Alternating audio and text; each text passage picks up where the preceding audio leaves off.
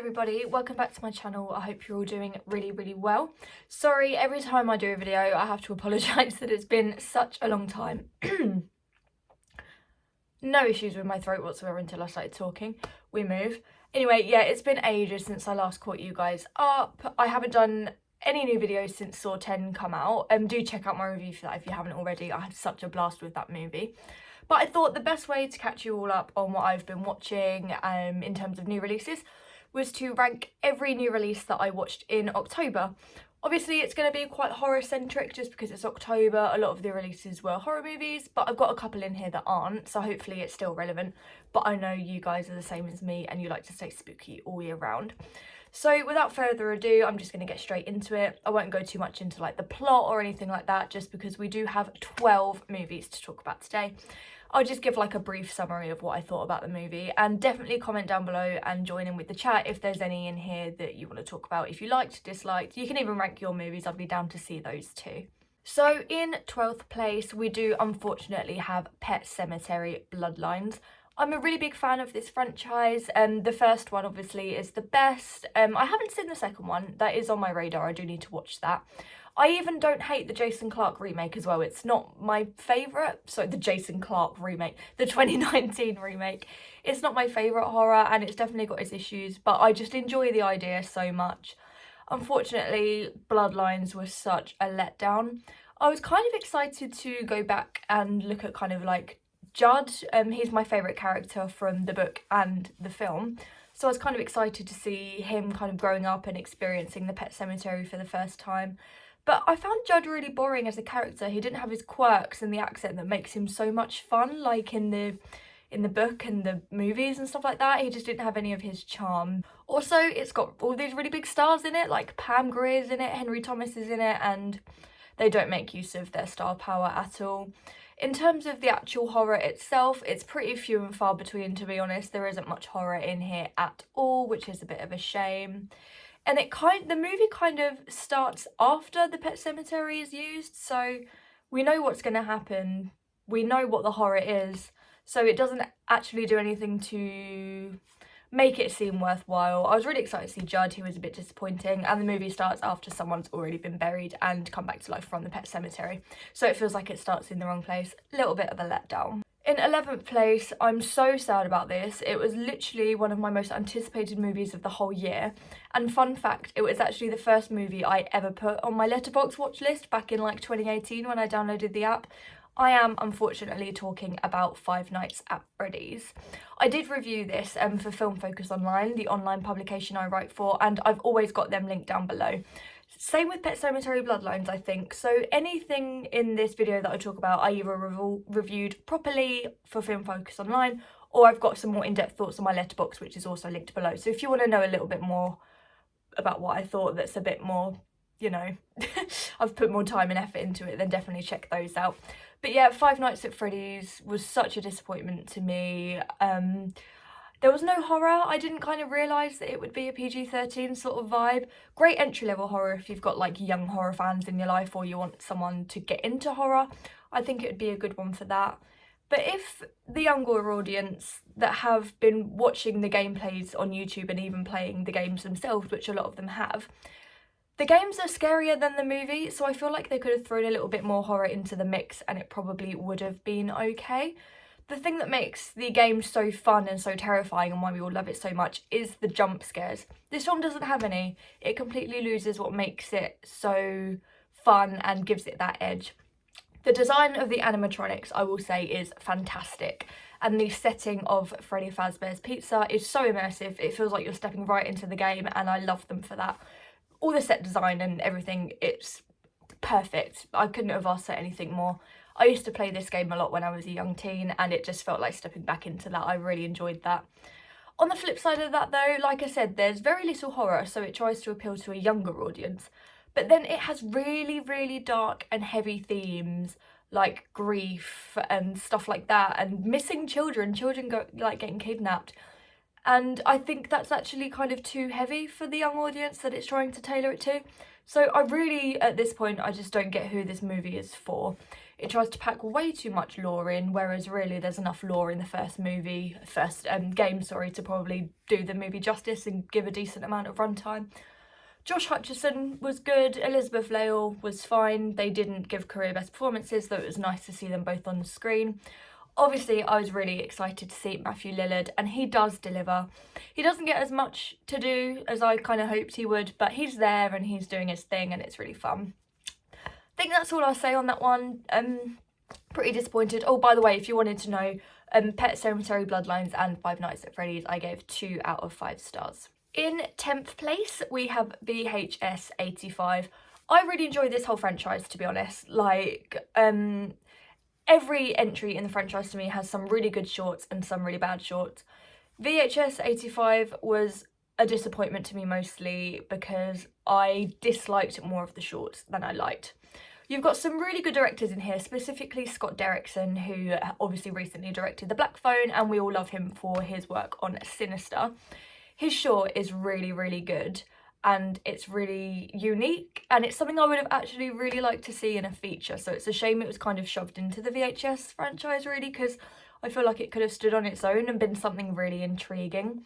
But it's obviously set in 1985, and the 80s theme is really, it's strong, it comes through, it puts you back into that 80s, and it's all like very, very immersive. They hit the nail on the head in terms of the year that it's set.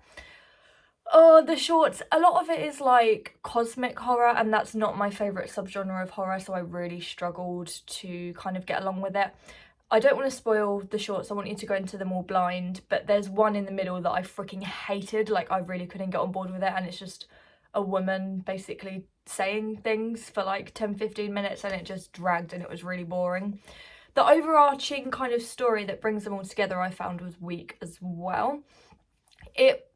By the time the movie ends, it feels more cohesive as a whole, but also it's really hard to explain. It makes it feel better. Once you get to the end, it improves the whole movie, but it's still not the strongest overarching story that the VHS franchise has included so far.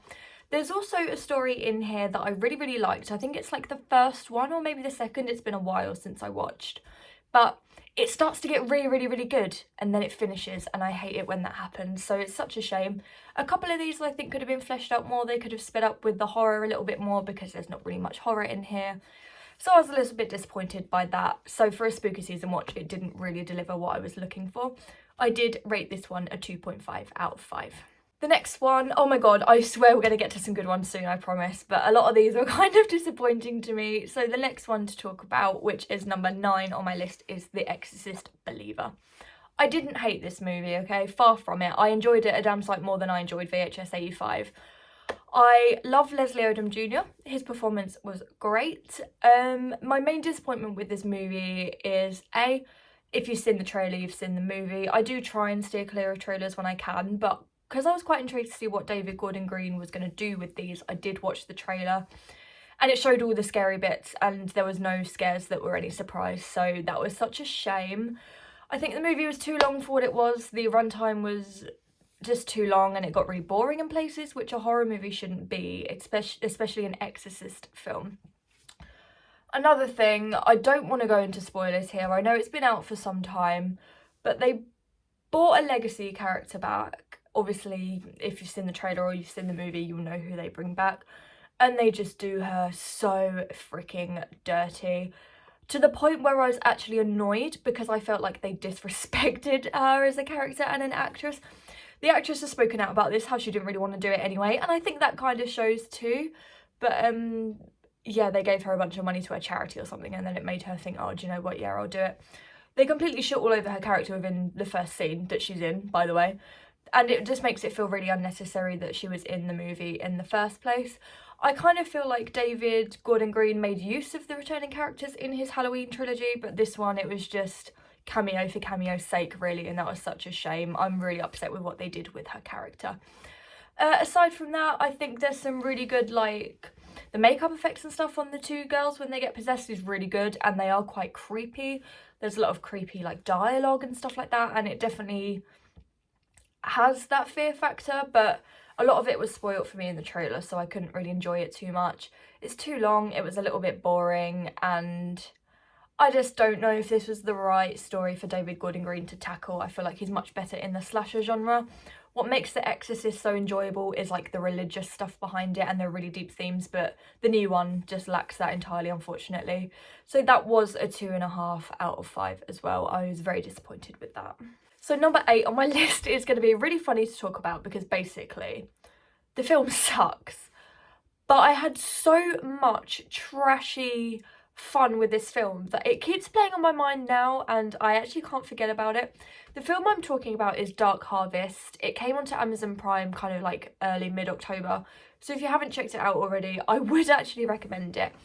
So without spoiling the story or going too far into plot, because I don't really want to do that today, it tells this story about this small town that feels kind of dystopian in the way that every Halloween, all the teenage boys are kind of out. Everyone else is locked in purge style.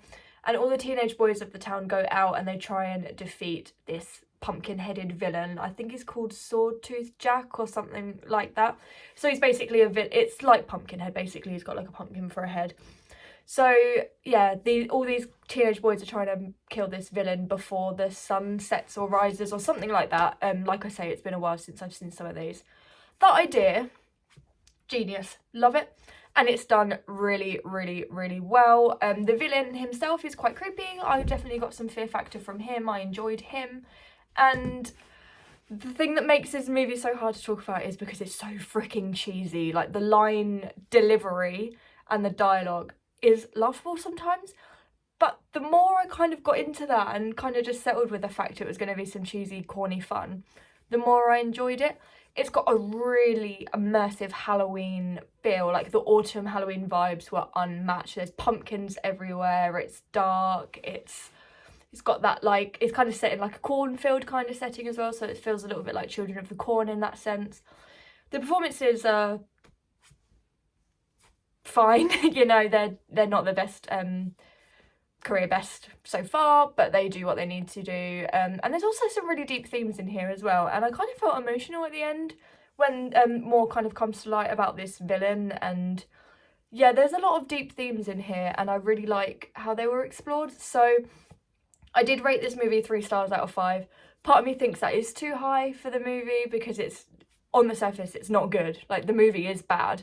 But I had so much fun with it and it was so unique and fresh that I really enjoyed it, and I've heard a lot of people say the same thing, so I promise you it's not just me. In 7th place we have The Passenger. This is a Kyle Gallner film. I did watch it for spooky season, but it didn't have any horror in there for me really at all. I think it's more of like a crime, thriller, drama sort of thing. I really enjoyed this one. Kyle Gallner is exceptional. I love the kind of like renaissance that he's having at the moment, and he was in Smile, he was in Scream 5 last year, and it's nice to see him in a couple of movies this year as well. His performance is exceptional, and the lead, I can't remember the name of the actor off the top of my head, I'll pop it down below. He was really good too. Haven't seen him before, really, really enjoyed him. It's kind of like got elements of a road movie. It's these two characters kind of travelling together. It's got the crime element because Kyle Gallner's character shoots and kills someone, and that's how the movie kind of starts. And then these pair that aren't a good match at all end up travelling together and doing some shit. I don't want to spoil it. The reason it's quite low on my list, well, around the middle I'd say, is because I was expecting it to have like this big twist or something a little bit more to it, something a little bit more psychological, and it didn't. I was looking for something spooky and it didn't really have that vibe despite being listed as a horror. I was just kind of really enjoying it for the performances, and the two characters have some really interesting conversations, and there are some fun themes explored in here, specifically around violence and stuff like that. But I just wanted more from it. I thought there'd be like something at the end, like a climax or a twist that would make it all come together and feel more cohesive. And it was just a road crime movie, and that's fine. I really enjoyed it for what it was. Next on my list, this is where we start to get, yeah, definitely, we're getting into like the good shit now. So the next movie on my list to talk about today is Hell House LLC Origins, The Carmichael Manor. I literally had to read that because that is such a freaking long title and there's too many O's. We got there. Anyway, Hell House. Loved the first one, think it's really, really scary. One of my favourite found footage films of all time. 2 and 3 in the franchise absolutely freaking suck. I hated them. I watched them this October and I really didn't like them. And it made me really sad about the 4th one, because I was like, oh no, it's not going to be any good. And I was reviewing it as well. And I don't like reviewing negative films. It does seem to happen to me quite a lot. And I just don't like doing that. When I tell you this is almost as good as the original, you better hear me and believe me and check it out if you're reluctant to. It takes everything back to basics with the scares, and it really, really delivers on those. Where 2 and 3 give more backstory and convolute everything, 4 gives a lot of backstory, but it doesn't convolute it. Anything we learn, it feels necessary, it's interesting, and it kind of explains the origins of the clown, the Michael Myers / Art the Clown-esque clown that's so prevalent in these movies, who is really fucking creepy, by the way. But the backstory it gives is good and it feels worthwhile, unlike 2 and 3 that I think convoluted everything. As the title suggests, it is an origin story. That being said, it plays in real time, so you've kind of got like 2 timelines. So the girls are in the now, if that makes sense, but then they're discovering origins, and there's like a dual timeline because we do see snippets because they find a video camera with footage on it. So we do see snippets of the past and the Carmichael Manor and what went down there. I explained that so badly. I don't know why. I could have just said it's a dual timeline, because that pretty much covers it, but you know, I ramble by now. But yeah, I really, really enjoyed this movie. Super creepy. The performances are good, unlike the other movies in the franchise. The lore feels really good. It's really gritty, and it even explains like the origins of where that piano tune in the movies came from, and I just love that. I really got on board with this one and it freaked me the hell out. I think it scared me more than any other film I've watched this month. Next on my list, number 5, is Suitable Flesh. And this is kind of like an erotic drama thriller with horror elements packed in. And that is exactly what it is. It does what it says on the tin. And I had such a blast with this. I think it's good to go into this one as blind as possible, so I'm not going to say too much. What I will say is it has Heather Graham in it, and she is great, and it has Judah Lewis, who is a freaking scream king. I love him in The Babysitter, I love him in ICU, I love him in Summer of 84, 5, 6? Anyway, and he is so good in Suitable Flesh. It focuses on the 2 of their characters. One is a psychiatrist, that's Heather Graham, and then Judah Lewis is playing one of her patients. And not to spoil, but to make you excited, there is kind of like some body swapping, demon entity body swapping stuff going down here. The horror is really good. There's a lot of body horror and it's very psychological, and that stuff works really, really well. The performances elevate everything to the highest level, and I think both were fantastic. And the erotic scenes are more few and far between than I was expecting, after what everyone was saying after it played at festivals and stuff like that. But it's certainly prevalent. It is horny as hell, and those that enjoy a kind of more erotic film will enjoy it. There's not like a huge deal of nudity or anything like that, but there is a few sex scenes and they are definitely steamy. So if you like that with your horror, definitely check this one out. I'd really recommend Suitable Flesh. Out of all of the movies on this list, it is definitely one of the most unique. That's why I kind of didn't really vibe with like Pet Cemetery Bloodlines, The Exorcist Believer. It's all stuff we've seen before, but Suitable Flesh was really unique, and for that alone, I commend it so much. And I did rate this one 3.5 out of 5. Number 4 on my list is a horror comedy that I really enjoyed, my partner really enjoyed. It's an Amazon Prime original, and yes, I am talking about Totally Killer. The best way of explaining Totally Killer is it's Back to the Future meets Scream. So it's a slasher that sees its characters go back to the 80s to try and stop the slasher becoming a slasher, to save some people that the main character loves.